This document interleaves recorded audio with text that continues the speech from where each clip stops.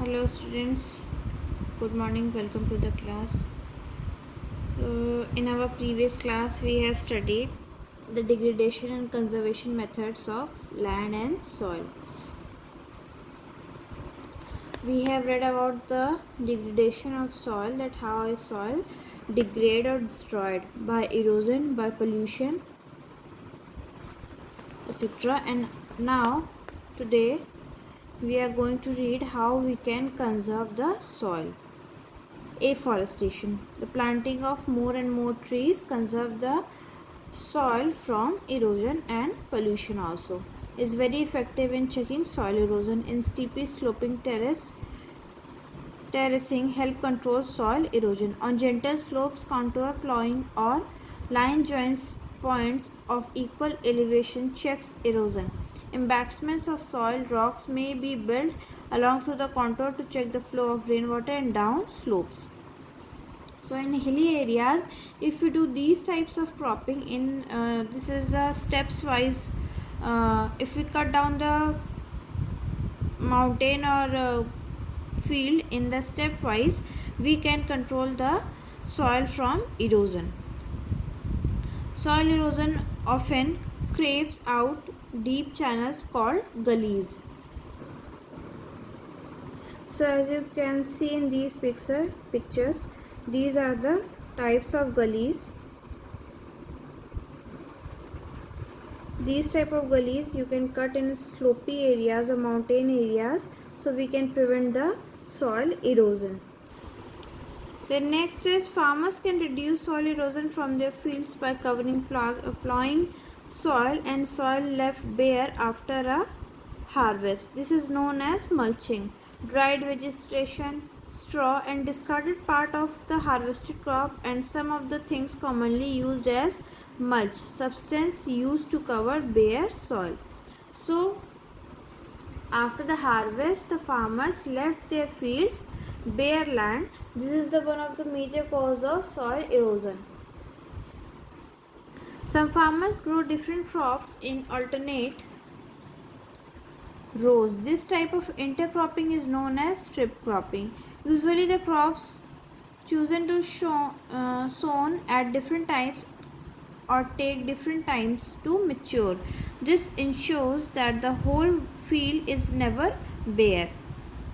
So if we choose different type of crops at different times, so the field should not be left bare at any time.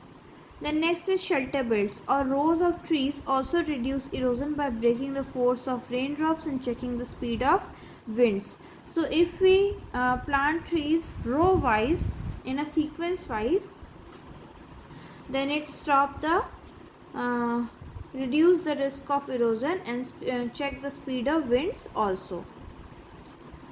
Growing of same crop on a particular plot year after year drain the soil of the nutrition used by that crop. So growing of same crop after and after many times in a year through a long period of time, if we grow same type of crop on a same field of land, then the nutrition level which was required for that crop should be taken away by that only.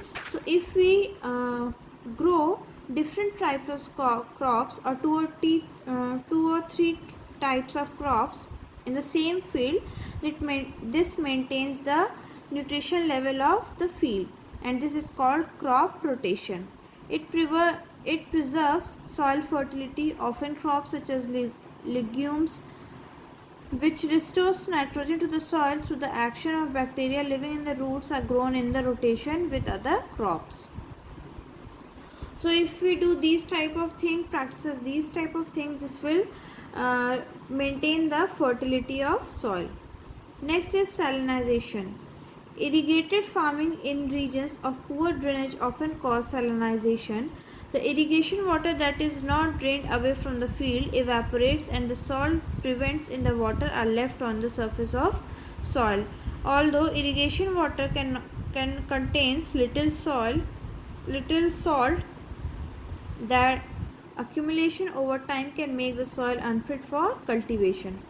This problem, which can now be left in India's irrigated land, can be reduced mainly by improving drainage. So if the drainage system is good, then the problem of salinization is we can reduce this also.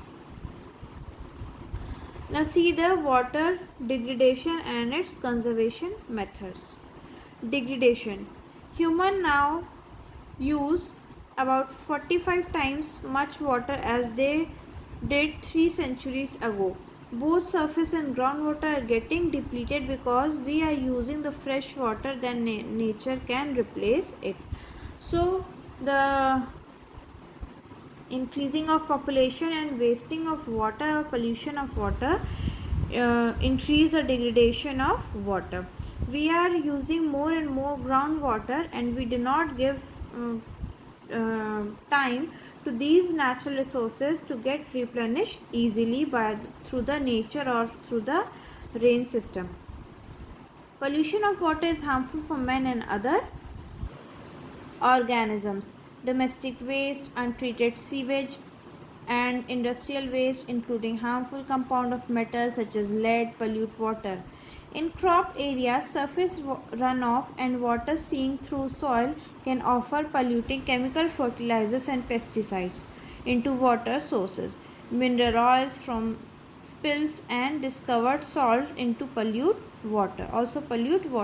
So these are the causes through which water get polluted easily. So how can we conserve it? So we will start this in our next class.